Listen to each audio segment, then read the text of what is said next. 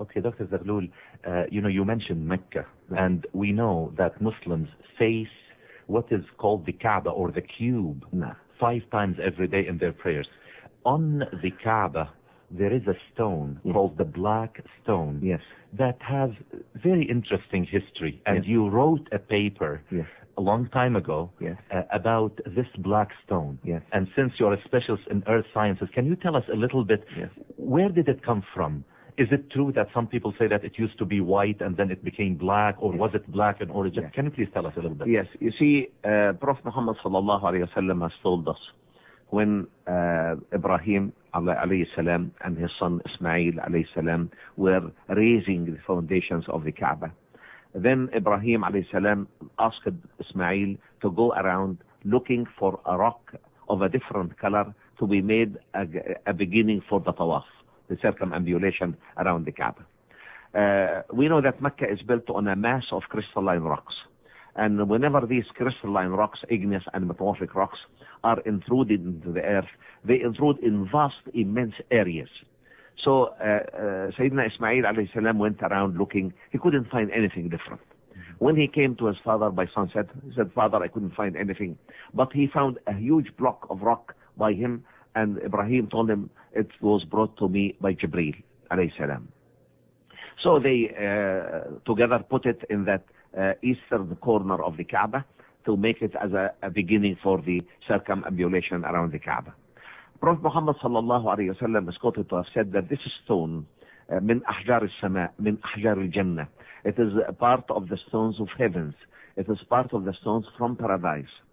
And of course, Orientalists, when they listen to this, they said Arabs do not know anything about geology, because the area along the western coast of Arabia, or the eastern coast of the Red Sea, is covered by a vast expanse of basalts.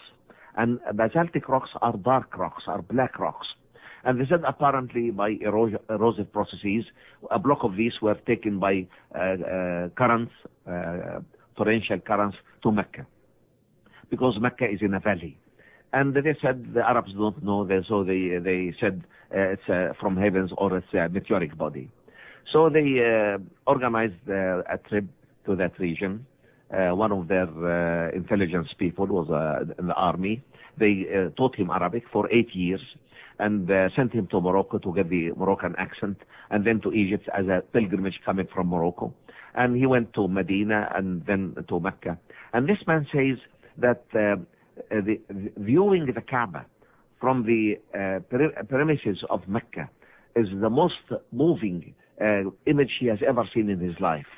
But nevertheless, he went to the Kaaba, and the black stone, because it was transported several times, has been fragmented into about 15 small pieces in the size of a walnut.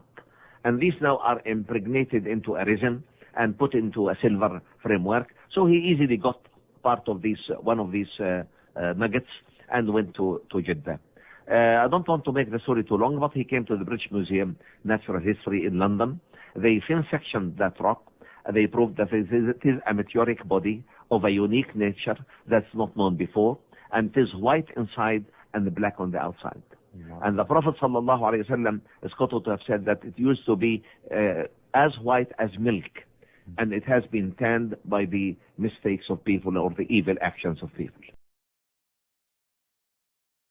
Now, you Muslims, you kiss the stone for what? Just to revere, just to show our respect to the Prophet. That's all. What does have to do with respect of the Prophet? You cannot respect the Prophet without kissing stones? You can definitely. Okay, so your Prophet was kissing the stone to respect himself? No. Okay, because you said we kiss the stone as a respect to the Prophet, but the Prophet himself, he kissed the stone. So he was kissing it to respect who? He was that stone. You have a stone. Okay, so your prophet, he respect the stone. That's wonderful. Why he respect the stone? You will go back to zero. I called them before. I chatted before with a website. It's called Convert to Islam, I think. And I asked them why. I have a question. Why the prophet he kissed the stone? They said to me because it's holy. I said why it's holy? They said because he kissed it. I said what? Why he kissed it? I said what's wrong with you? I just told you. So what you told me? You told me he kissed it because it's holy. I asked you why it's holy. You said because he kissed it. They claim that they are monotheist and they worship one God, but the fact Islam is routed to death with paganism. Everything you see around you is a pure pagan.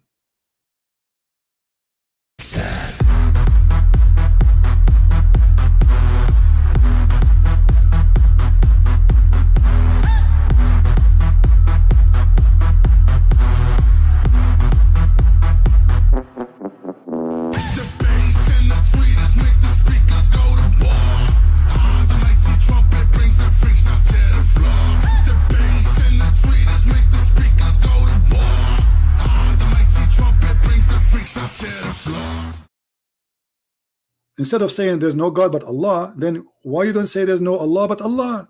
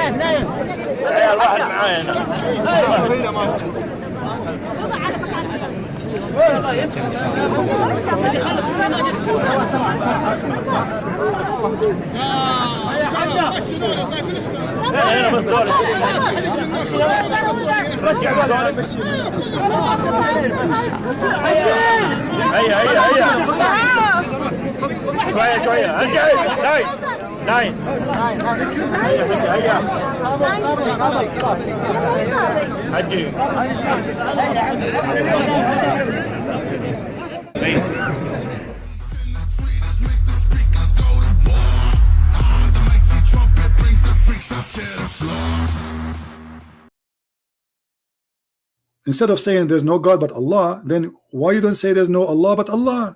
If Allah just a word mean God, they don't do that because Allah is the word which is a name. So they say no God, la ilah, that is the word for generic God, ilah, illa Allah.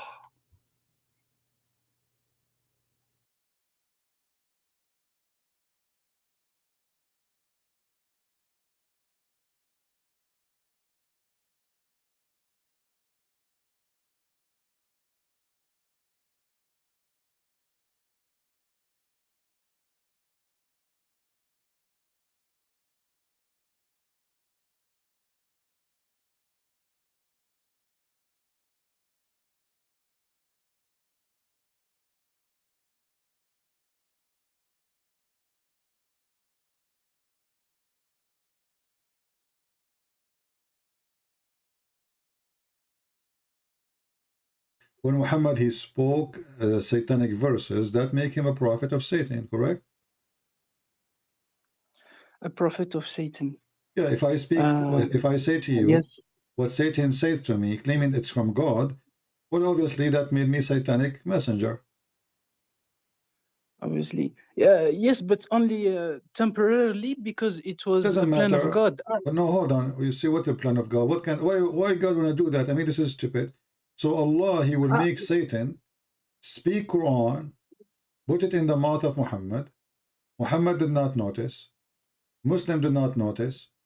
The kuffar did not notice. All of them they worship the pagan, the three daughters of Allah.